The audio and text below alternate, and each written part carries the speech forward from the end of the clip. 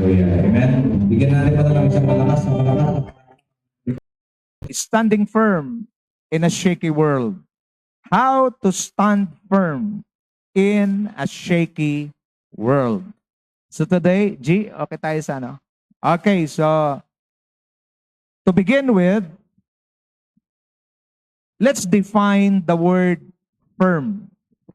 Firm means strong and solid in structure or position, decisive and unwavering in attitude or belief, stable and secure, consistent and not changing easily. Tandaan natin mabuti na ang mundo na ating ginagalawan ay masyadong shaky, masyadong magalaw, masaya ngayon, malungkot bukas, full of uncertainties. Pag sinasabing shaky, it means unstable or unsteady, insecure or uncertain, weak or vulnerable to disruption, trembling or shaking physically. Ito yung mundo na ating ginagalawan. Now, kahit pala ang mundo ay masyadong magalaw, masyadong shaky, ang isang tao na kay Kristo ay pwede pa rin tumayo ng matibay. Amen? So yan ang ating tutuklasin today. I myself, pag ako po ay nanonood ng balita, minsan ayoko nang manood. Okay? Kasi wala. Ang makikita mo sa mundo, breaking news. Pangalan pa lang, breaking news. Magbi-break na kaagad ikaw. Ano pa? Bad news. Ano pa? Fake news. Buti na lang sa Diyos, mayroong good news. So today, good news lang muna tayo. Okay? What's happening in the world today? In Matthew 24, verse 4 to 8, Jesus answered, "Watch out that no one deceives you." I want you to understand, lahat na nangyayari sa mundo sa ngayon, matagal na yan, Arvin, nakasulat. Okay? For many will come in my name, claiming I am the Messiah, and will deceive many. You will hear of wars. Nakakarinig na ba kayo? Gera? Rumors of wars. But see to it that you are not alarmed. Huwag kayong matakot. Bakit? Such things must happen. But the end is still to come. So itong mga nangyayari sa ngayon, kumbaga sa kanta, intro pa lang. It's been written, nations will rise against nation, and kingdom against kingdom. There will be famines and earthquakes. Is it happening now? Earthquakes in various places. All this are the beginning of birth pains. Naintindihan ako ng mga babae. Okay, pag ang babae nag-labor, yung birth pains, talaga naman. Okay, masyadong masakit. Pero once the baby will come out, hallelujah, lahat ng sakit nakakalimutan. Amen? So ganun din sa atin. So lahat na nangyayari sa ngayon, ito po ay mayroon ng nakasulat sa Biblia. Now, tingnan natin. Sasabihin natin, mga great nations, America, tingnan natin ang nangyari sa Amerika, sa Houston, Texas. Sino magsasabi sa atin na ganito kayamang bansa, pero ganyan ang inaabot? Mga kapatid, di natin pwedeng tandalan yung kayamanan. Yan ba ang sinasabi niyong napakayamang bansa? Ganyan ang nangyari sa kanila. So hindi ka kayang iligtas ng pera mo at ng impluensya mo. Another thing, tingnan natin, G. Okay? Binabaha rin pala sila eh. It's a tie. Russia, 8.8. Okay, magnitude earthquakes. Earthquake. Tingnan ninyo nangyayari. Russia is one of the most influential nation in the world. 8.8. Mga kapatid, imagine kung dito, wag naman nawa in Jesus' name. Kung dito nangyari yan, hindi ko alam. Buti na lang. Hindi naman buti. Kumbaga, nangyari sa Russia. Anong ginagawa ng Panginoon? Watch me now. The Lord is shaking all this big and great nation just to show the world that there is only one and there is only one greatest being, and that is none other than God. Di ka pwedeng magstay. Amerika, Russia, yan ang nangyayari. And of course, pangatlo, hindi naman magpapahuli ang Pilipinas. Ayan ang Pilipinas. Typhoon and floods. Naku po, lubog na ang Bulacan. Okay, so makita natin, ganyan po ang nangyayari. Sa Pilipinas, first time siguro sa tanda ko na to, nagkaroon ng parada ng bagyo. 3 bagyo magkasunod. First time yun. Kaya kami, nang umalis kami ngayon, isa lang ang aming sinakyan. Bakit? May tubig. What's the point? This is the world that we're living in. The world and its ways full of jealousy. Pag umangat ka, hahataking ka. Full of selfishness. Ang mga tao ngayon, ang bilis, kunting problema lang sa daan, road rage kagad. Bakit? Masyadong selfish. Ano pa? Full of chaos. Magulo ngayon, mga kapatid, mga nanonood dyan sa Pilipinas, mapalad pa tayo. I cannot imagine the feeling. But by the way, Brother Julius, tuloy diba ang gera ng Thailand at saka Cambodia? Gising Pilipinas. Palapit na ng palapit. Nandyan na sa Cambodia at saka Thailand. Malapit lang sa atin yan. What's the point? The Lord is now calling the attention of every person to return to the true and living God. It's full of uncertainties. Walang makapagsabi sa atin ngayon, bukas ako'y i-bless, bukas ako'y maging ganito. No, nobody. Because this world, as long as you are in this world, you are living in an uncertain situation. And today, the Lord brought me to you to remind you, to tell you na mayroong solid, unshakable ground, and that is none other than the Word of God. Palapakan natin ang Panginoon. The challenge today is this, Matthew 24:13, but the one who stands firm to the end will be saved. Pagkasabi sa katabi mo, you need to stand firm. Okay? Stand firm in your faith. Sabi mo, stand firm in your faith. Hindi ako ang gagawa niyan. Ikaw ang gagawa niyan. That's the challenge. Until when you stand firm in your faith, till the end. Dalawang end. End of the world, tsaka end ng buhay mo. I'm praying while I'm preaching this word to you, I'm praying that you will be able to stand firm. Why? Because challenges are coming. When you think that challenges are coming today, you're experiencing hardships. Wait, there's more. That is why the message of God is so urgent to all of us today. That we need to understand where to stand firm. And we can stand firm in the Word of God. What the Bible says with regards to the Word, to the world and God's Word. Luke 21:33, it says, heaven and earth will pass away, but my words will never pass away. Maglaho ang langit at lupa, subalit ang salita ng Diyos ay mananatili magpakailanman. I challenge all of you, stand in the Word of God. Tayo sa salita ng Diyos. 1 John 2:15-17, do not love the world or anything in the world. If anyone loves the world, the love of the Father is not in them. Why? For everything, say everything. Everything in the world, the lust of the flesh, the lust of the eyes, the pride of life, comes not from the Father, but from the world. The world, listen carefully, the world and all its desires pass away. But whoever does the will of God lives forever. Friends, anuman ang iyong mapundar, maipon dito sa lupa, I want you to understand, lahat ng yan ay mawawala. Okay? I'm not saying na mali ang magpundar, mali ang mag-ipon. Hindi. Pero gusto kong maintindihan natin, maging si Solomon, na pinakamayaman, si Solomon na pinaka-blessed na tao sa wisdom, sa riches. At the end of the day, dumating siya sa conclusion, Meaningless, meaningless. Everything is meaningless.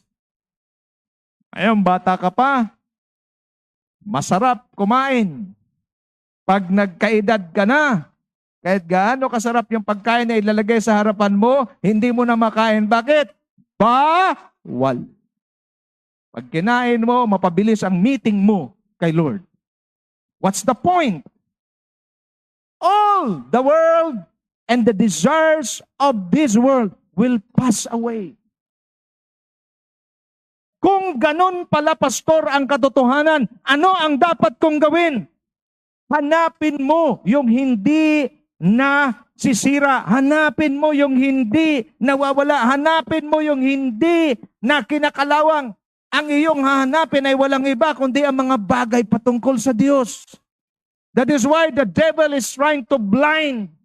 He's trying to cover the eyes of the people not to see what the word of the Lord says, not to see God, not to come to the Lord. Why? Kasi gusto niyang panatilihin ang mga tao sa kapahamakan. I want you to understand, kung narinig niyo tong mensahe na to, sabihin niyo sa iba, hindi sagot ang pera, hindi sagot ang bagay sa libon nito. Ang tanging sagot ay walang iba kundi ang Diyos, ang salita ng Diyos. If you stand firm in the word of God, heaven and earth will pass away, but the word of God shall remain forever. Kulang ang palakpak na yan kung yan ay para sa Diyos. Praise God, we are here today. Now, how to stand firm in a shaky world? Naghanap ako ng isang karakter sa Bible na pwede nating gawing basihan. And I found Joseph. Joseph the dreamer, he is one of the 12 sons of Jacob. At ang problema ni Joseph, because he is the favorite of Jacob. Pag paborito ka, pag-iinitan ka ng mga kapatid mo. To make the long story short, Joseph was his siblings, his brothers, were so envious. Okay, to him. So anong ginawa nila?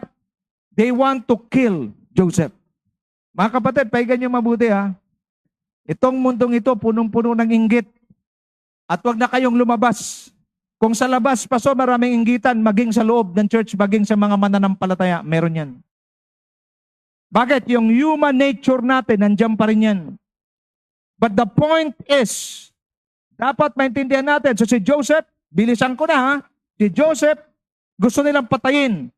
But Reuben, his brother, eldest brother, sabi niya, wag natin patayin kapatid natin yan. Itapon na lang natin sa balon. Salamat na lang, Brother Julius, kasi yung balon, walang tubig. Na makinig kayo mabuti. Before they tried to kill Joseph, God already showed Joseph a vision. Mga EFCCI people, ask God for a vision. Because that vision kept Joseph on track. Kahit si Joseph ay tinapon sa balon, ni-research ko, Brother Julius, ang dami pala ng balon doon. Pero pinili ng Diyos at nilagay sa isipan ng kanyang mga kapatid na itapon siya doon sa balon na kung saan malapit sa kalsada. Dahil doon sa malapit na kalsada, doon dadaan ang mga mangangalakal papunta sa Ehipto, at nung si Joseph ay sumisigaw, siya'y nakita at siya'y kinuha ng kanyang mga kapatid at ibinenta. Watch me now, siya'y tinapon sa balon malapit sa kalsada. Nung dumaan ang mangangalakal papunta sa Ehipto, kinuha si Joseph, binenta. Watch me now, Joseph soon will become the governor of Egypt. At hindi niya alam yung mga negative na nangyayari sa kanyang buhay, paraan ng Diyos para siya'y mapalapit sa kanyang destiny. Your problems and difficulties today will push you, and that it will push you closer to your destiny. Ang dami ng balon, doon siya ng Diyos inilagay sa tabi ng kalsada, dahil doon dadaan ang mga lakal papunta sa Egypt. At siya'y magre-reign at magro-rule saan? Sa Egypt. Minsan wag nating tanungin ng Diyos, wag nating sisihin, Panginoon, ba't naman ganito? Ba't naman ganito? Hayaan mo lang. At ang pinakamasaklap, yung hayaan mo ang Diyos na ikaw ay muldehin. Parang iba ayaw na. Mahirap talaga yan. Pero kung hahayaan mo lang ang Diyos, may ginagawa ang Diyos sa buhay mo na hindi mo maintindihan, pero as long as you stand in His Word is unshakable, His Word is powerful, His Word is stable. Yes, there will be a rocky road, there will be a shaking, but you will not be shaken. Why? Because you are standing on a solid ground. Let's look at what Joseph, the attitude of the character of Joseph. Number one, Joseph secured the presence of God in his life.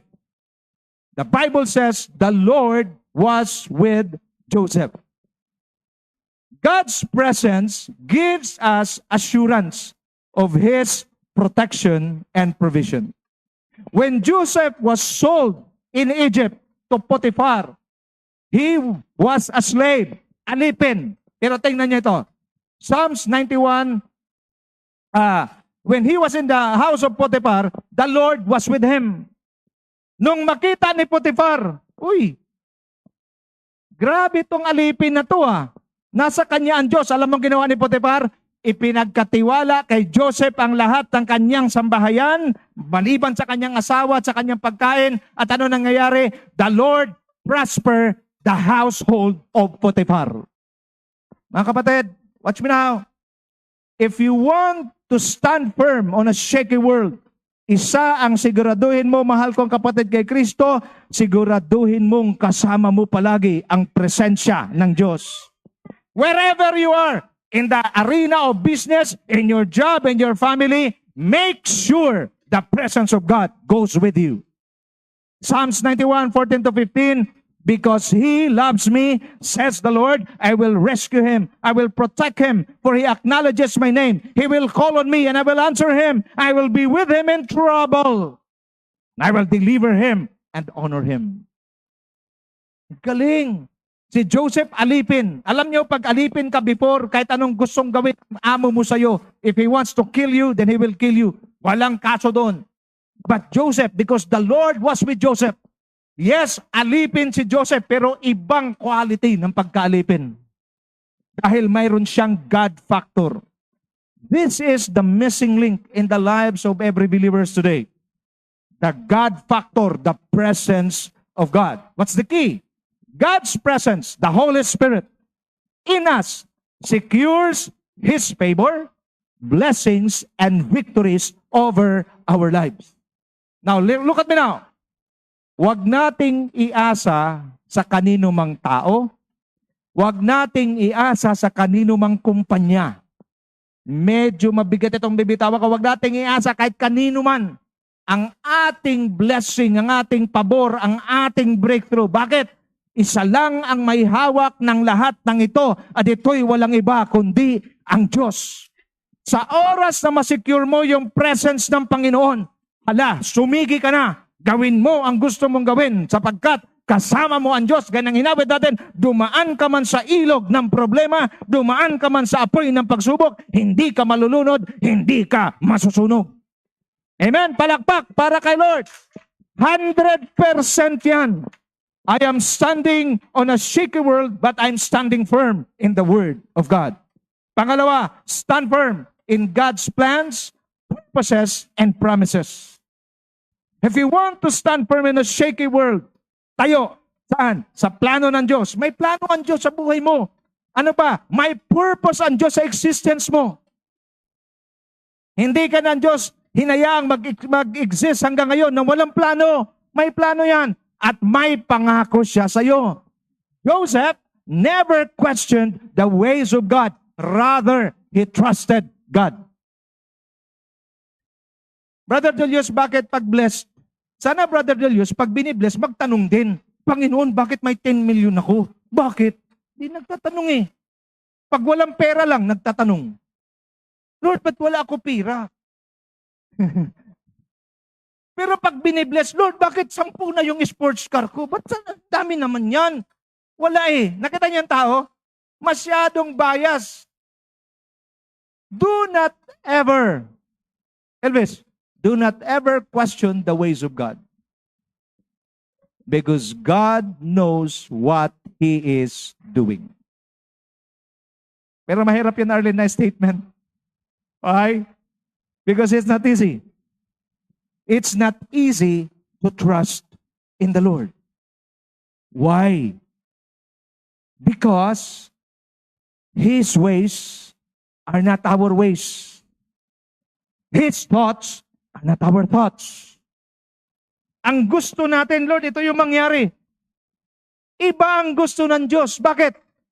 Kasi masyadong malayo ang ating pagkakaiba. Ang sabi niya, kung gaano kataas ang langit sa lupa, ganun magkaiba ang ating isipan at ang ating pamamaraan.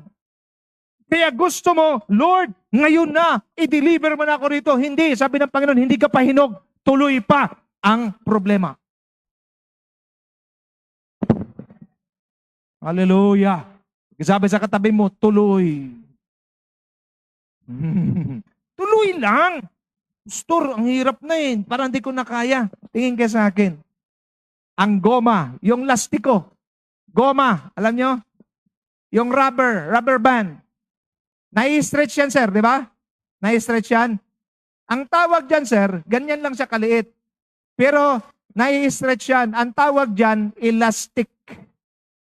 Okay? Elasticity. Naglalaro tayo, brother de Diyos, ng goma dati, di ba? Ang goma maliit, pero pwede pantali yan sa buhok, sa kung ano-ano mga gulay. Maraming magamit yan. Ang ginagawa ng Diyos, ititest yung elasticity mo, yung elastic limit mo. Kulay pula yung goma, pero habang binabatak yan, namumuti. Pero habang binabatak yan, mas lumalaki ang kanyang pwedeng paggagamitan. Pula ang kulay niyan. Pag binabatak yan, namumuti. Pakicheck ang katabi mo, namumuti naman. Praise God! Ala na, putla na yung katabi ko, pastor. Congratulate mo yan. Pagkasabi mo sa kanya, praise God. Why? All of us will go through difficulties. Do not expect na gagaan ang buhay habang ikaw ay nagkakaedad. Sa mga nagkakaedad, ang hirap na ito mensahe natin. Sa mga nagkakaedad, i-ready mo na ang iyong pension para sa maintenance. Buti na lang, mayroon tayong gamot. Ang point is, while you are aging, problems are getting difficult or getting worse. Mga kapatid, ito yung katotohanan. Shaky talaga ang buhay. Today you are strong, but tomorrow you do not know. But I want you to understand, never question, just like Joseph. You read from Genesis 36 up to Genesis chapter 50. You will never read any verse in that chapters of Genesis that Joseph complained. Hindi si Joseph nagreklamo. Bakit? Kasi alam niya na kontrolado ng Diyos ang pangyayari.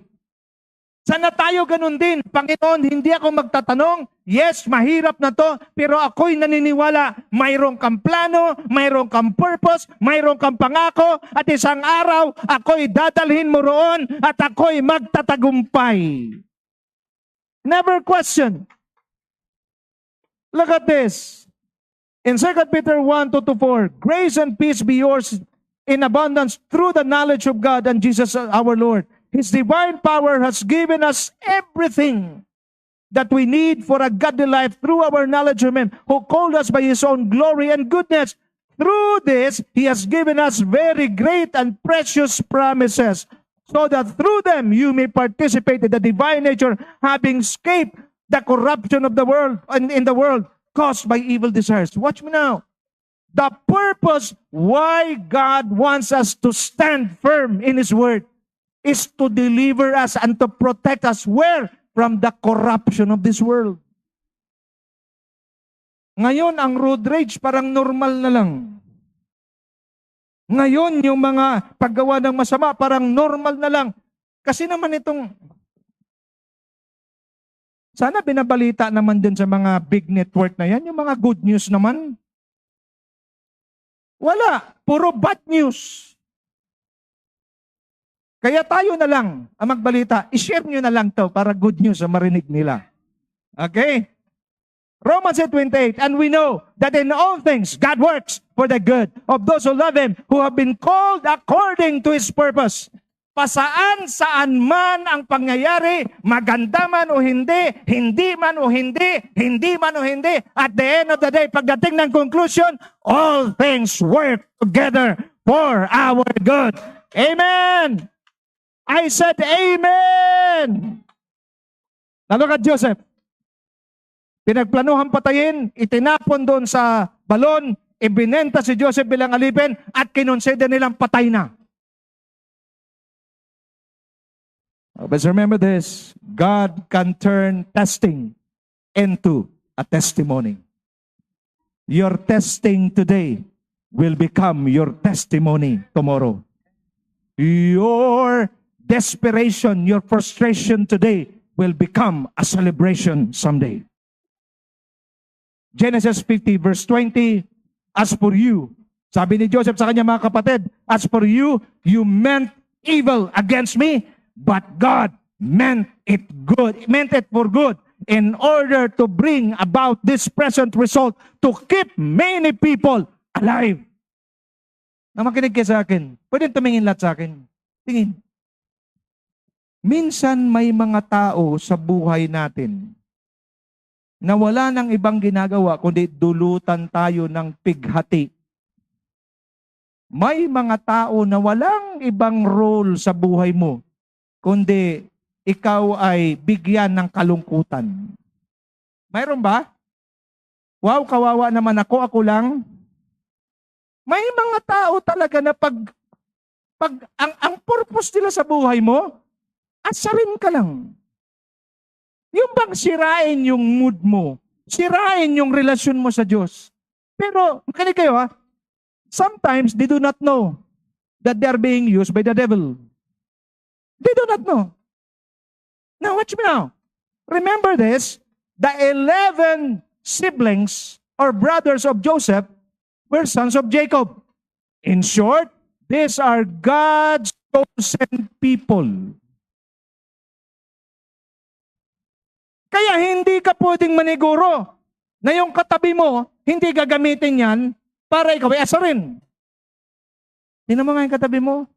Yan, suspect yan sa pangasar sa'yo. Nagets? These brothers of Joseph, mga God's chosen people din to. Pero bakit, tingin sa akin, masakit pag ginawan ka ng masama ng kapwa mo, lalo na kung Kristiyano.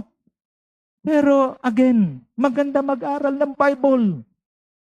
Gusto nilang patayin si Joseph, tinapon si Joseph, binenta si Joseph, at pinalagay na patayin niya si Joseph. Bakit ng Diyos hinayaan? Alam ko may nangangailangan ng mensahe na to ngayong araw na to eh. I'm not only preaching to you, I'm preaching to myself.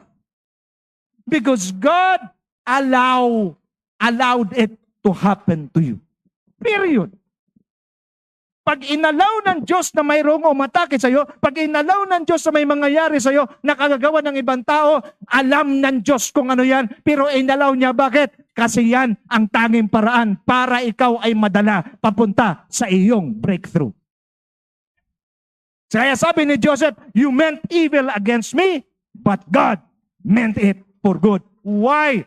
Kasi mayroong milyong-milyong mga tao na magugutom. Kaya kailangan si Joseph pagmalupitan, kailangan si Joseph ibenta, kailangan si Joseph makulong para ano? Para yon ang paraan na siya'y mapalapit sa hari at para siya ay magiging gobernador para ma-feed ang milyong-milyong mga tao. Do not despise your problem today. Do not despise the attacks that you have encountered today. Do not despise all the difficulties, because those difficulties they are compass. They are leading the way. They are paving the way. They are clearing the way towards your victory. Palakpak para kay Lord. Thank you, Lord. Mahirap, mahirap. Wala namang success na hindi mahirap. Lahat ng success, mahirap. Ang problema kasi sa mga successful din, naka-Amerikana, tapos hawak na ngayon yung kanilang mga trophy. Pero hindi mo alam, sir, yung mga sleepless nights. Hindi mo alam yung rejections. Hindi mo alam yung mga paninira. Ang daming fake news ngayon. And it's so easy. Why? Because this world is so shaky na kung saan ang pagsisinungaling. Merong ang iba, buhay pa, patay na sa balita eh. Patay na raw si ganito. Kaya yung tao na ginawang patay, buhay pa ho ako. Why? Because this world is shaky. Can you look at me now? Never listen to the voice of the world. Never listen to the voice of any person, especially if they are bringing you down. Just listen to the voice of God. Just listen to the Word of God, because the Word of God will not pull you down, but the Word of God will put you up until you reach your God-given destiny. If you receive that word, palapakan natin ang Panginoon. Glory to God. Hallelujah! You meant evil against me, but God meant it for good. Kaya pagka dumating ang panahon, inaatake ka uli ng mga tao, sabihin mo lang, G, come on, attack pa more. Come on, every attack that you did to me, that you do against me, pushes me nearer to my breakthrough. Kaya sarap na maghanap ng umaatake ngayon. Why? Sarap. Bakit? You know what the Bible says. Masaya ba mag-aral salita ng Diyos? Can I hear an amen? Yes, of course. What's the key? Let's wait on God's perfect timing, and all things will fall in place in our lives. May timing ang Diyos. Tandaan ninyo, ang panahon, pag may gabi, may umaga, may araw. Pag may problema, may solusyon. Pag may kahirapan, may kaginawaan. Maaring hirap ngayon, pero wag mong payagan. Narinig ko ang salita ng Diyos. I'm standing firm on a solid ground. Though I am in a shaky world, but I'm standing on a solid ground. One day, pagdating ng umaga, God will turn my mourning into dancing. And all the people of God say, Amen. Palakpak para kay Lord. Bakit ako pinadala ng Diyos para magsabi sa inyo? Kasi iba sa atin, wala nang nakita kundi puro gabi. Wala pang mundo. Walang anumang parte ng mundo na puro gabi. Pagkatapos ng gabi, may umaga. Pagkatapos ng bagyo, napakaaliwalas ng panahon. Pero huwag ka maghanap ng liwanag sa gitna ng bagyo. Madilim talaga yun. Kung binabagyo ka ngayon, hold on. Stand firm. Number 3, strengthen your faith while waiting on your deliverance from God.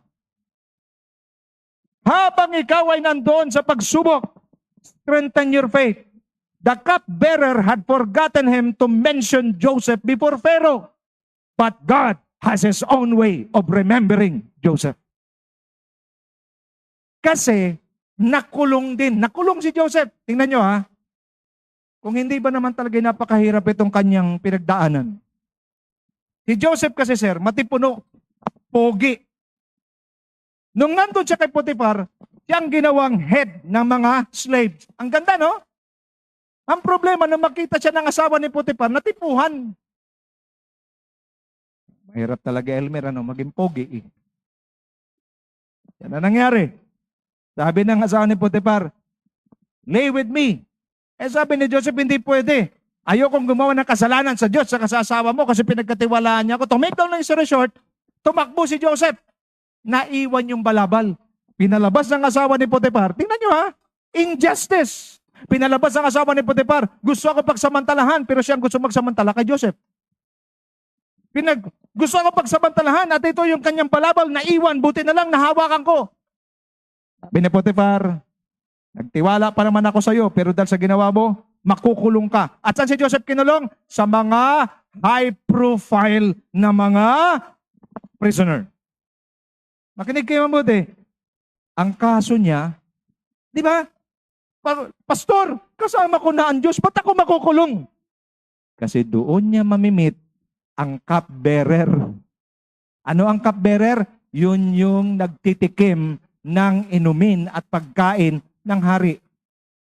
Habang nagiging intense ang problema, palapit na ang tagumpay at breakthrough mo. Pero pag hindi mo maintindihan, ba't naman ako nakulong? Akala ko ba, Lord, ang ganda na rito eh. Minsan, pag ikaw ay nananatili sa comfort zone mo, hindi ka ng Diyos madadala sa breakthrough mo. Pagpatianod ko lang, nakulong si Joseph, walang problema. Bakit? Kasama ko ang Diyos. Today, as long as the presence of God is in you, mapa-impyerno man o langit, mapa-pagsubok man o ginhawa, kahit saan, take me anywhere as long as I have my Jesus in me. Ay kulang ang palakpak na yan kumpara sa Diyos. Kahit saan, kahit kailan, basta kasama ko si Lord, walang problema. Ito na naman si Lord, ito na naman, pagdating niya sa kulungan, anong ginawa? Nakita ng warden, ang sabi niya, parang may God factor ito, ikaw na ang bastonero. O, kita mo? Pagdating ni Joseph, lahat ng mga prisoner under kay Joseph. At ang sabi ng Bible, ang kulungan ay umayos. Mga kapatid, pati lugar na magulo, pag dumating ka at kasama mong presensya ng Panginoon, titino. And walang kaalam-alam si Joseph. Makinig kayo mabuti. Habang siya'y nakaranas ng problema, ang Diyos ay patuloy na nag-o-orchestrate, patuloy na kumikilos papunta sa kanyang breakthrough. Nakulong ang cupbearer. Pagdating daw na naginip ang cupbearer, binigyan ng wisdom si Lord. Binigyan ni Lord ng wisdom si Joseph at na-interpret yung panaginip ng cupbearer at ang cupbearer ay muling na-restore. At ang sabi ni Joseph, remember me. Pagkasabi sa Pero, wala akong kasalanan. Alam mo mga tao, pag nagawan mo ng, opo, wala problema. Sige, akong bala. Pero ang sabi ng Bible, the cupbearer forgotten Joseph. 2 years. Wala. Nakalimutan siya. Makinig kayo mabuti. Nakalimutan man siya ng tao. Ang sabi ng Lord, wala kang utang na loob na cupbearer ka para si Joseph ay makaangat. Ang nanaginip ay walang iba, kundi ang Pharaoh. Nung managinip ang Pharaoh, walang makapag-interpret. Saka naalala ng cupbearer, teka mahal na hari, mayroong Hebreo na nakakulong doon sa dungeon at kanyang ininterpret ang aking panaginip. Sabi ng Pharaoh, tawagin siya. Praise God. Just strengthen your faith. Habang ikaw ay pinoproseso ng Diyos, habang ikay dinadala ng Diyos sa dungeon, habang dinadala ka ng Diyos sa madilim na yugto ng buhay mo, just hold on. Why? Because He is driving you towards your victory. Ang sarap nito.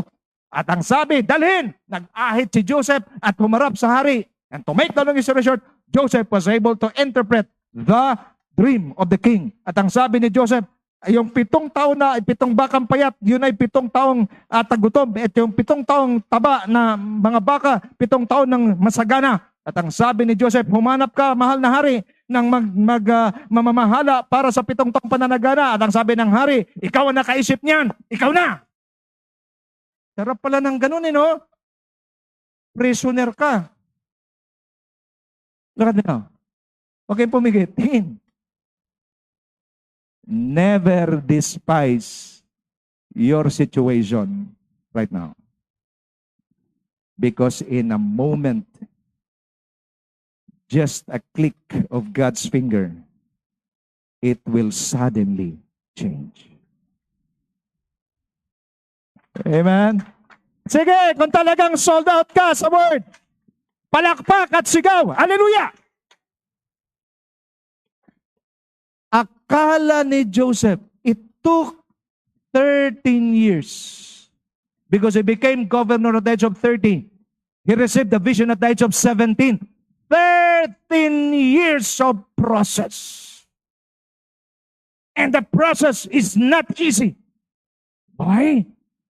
The greater the challenge and difficulties, the greater blessings waiting ahead of you. Kaya Arlene, pag kunti problema, kunti blessing. Liit problema, liit blessing. Tanong mo katabi mo, gusto laki problema, laki blessing. Liit, liit din. Pakitanong, anong gusto mo? Malaki, maliit? sabi na isa, malait, pinaghalo na yung malaki at maliit. This is the truth. Malaki problema, kasi malaki blessing naghihintay. Maliit problema, maliit blessing naghihintay. E mautak ito. Ang sabi niya, di bali pastor, maliit basta sunod-sunod, lalaki din. Bahala ka sa buhay mo kung yung gusto mo. But this is the way of God. Watch me now. Nung nandoon si Joseph, makinig ka tayo, strengthen your faith. At ang sabi ng Isaiah 40 verse 30 to 31, though youths grow weary and tired, and vigorous young men stumble badly, but yet those who wait for the Lord will gain new strength. While waiting on God, continue to strengthen your faith, continue to stand on a solid ground. They will mount up with wings like eagles. They will run and not get tired. They will walk and not become weary. Hallelujah! Pag dumating na ang problema, sabihin mo lang, may plano ang Diyos. Pag dumating ang problema, kasama ko ang Diyos. Pag dumating ang pagsubok, ako'y sasamahan ng Panginoon. And while thinking of that, you are empowering your faith, you are gaining strength in the Spirit, and you mount up with wings like eagles. You will run and not grow weary. Romans 10:11. Bakit kailangan ko magtiwala at magpalakas sa Diyos? Because as the scripture says, anyone who believes in Him will never be put to shame. The key is this, putting our confidence in God is simply trusting that He can do all things and nothing is impossible with Him. I love the story of Joseph. Now, sige, ayan o.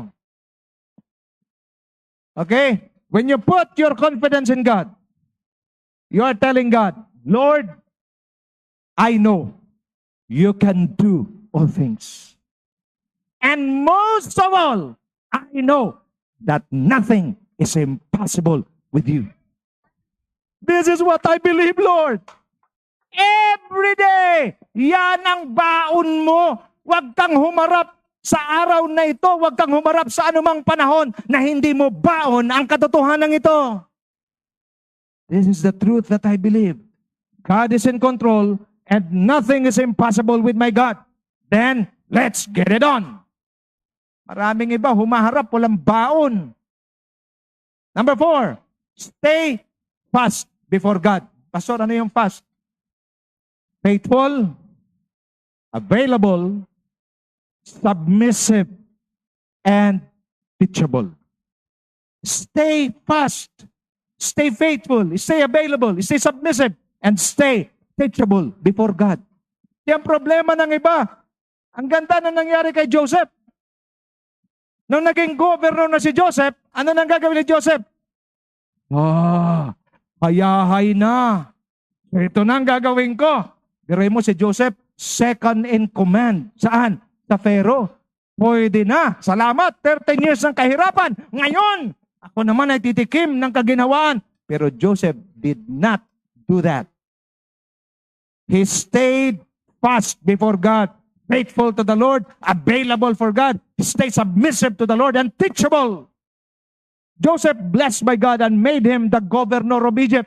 Next in command to Pharaoh. God also blessed all the works of his hand, and Egypt became the most powerful nation on that time because of God's hand and presence that was with Joseph. Mga kapatid, di ko talaga maisip, isang Hebreo, isang nakakulong sa isang iglap, naging gobernador ng isang pinakamayaman at pinakamalakas na bansa.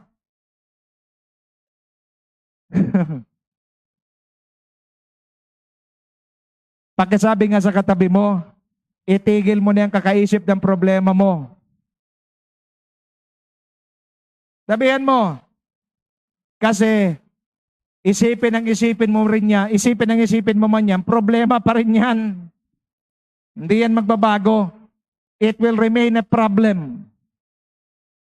But if you begin to stand in the promises of God, my God is so big, my God is so strong, my God is almighty, and there's nothing my God cannot do because He is in control and He can do all things because nothing is impossible with Him. Mas masarap isipin yan. Hallelujah!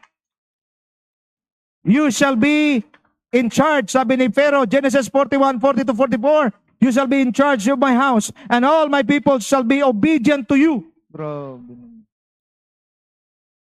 Only regarding, ito sabi ni Pharaoh, all my people shall be obedient to you. Hindi lamang mga alipin, pati mga general kasama na susunod kay Joseph. Now listen carefully. Sabi niya rito, okay, only regarding the throne will I be greater than you. Ang kaibahan na lang ni Joseph sa Pharaoh, alam kong ano? Yung trono. Nakaupo ang Pharaoh sa trono. Si Joseph hindi. Yun na lang ang kaibahan. Pero when it comes sa power, halos parehas. Bakit? Makinig mabuti.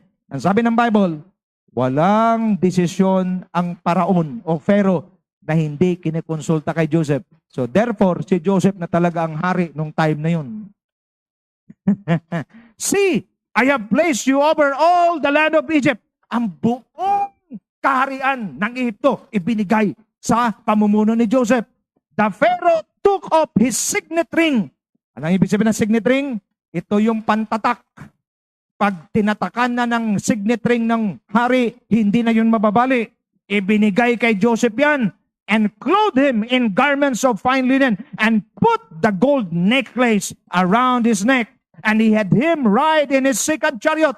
Dalawang sasakyan, isa sa Pharaoh at merong pangalawang sasakyan. Yun ang pinasakyan kay Joseph. And they proclaim ahead of him, bow the knee. Pag dumarating si Joseph, lumuhod ang lahat. Woo, praise God. And he placed him over all the land of Egypt. Moreover, Pharaoh said to Joseph, though I am Pharaoh, yet without your permission, no one shall raise his hand or foot in all the land of Egypt. Lift up your hands. I prophesy to you today, what happened to Joseph will going to happen in your life, together with your family. I declare and decree, and I believe God is looking at us today. Father God, in the name of Jesus, I declare and prophesy this word to your people today who are present in this place. They will be delivered and they will become great. You are destined for greatness. In the name of Jesus, receive your portion today. Just receive it in Jesus' name. Amen and amen and amen. Palakpak para kay Lord. Glory to God. Always remember that all that we have, including our lives comes from God and nothing from us. In every victory and access, always remember, every victory and success, always remember and say, my source of strength is Christ alone.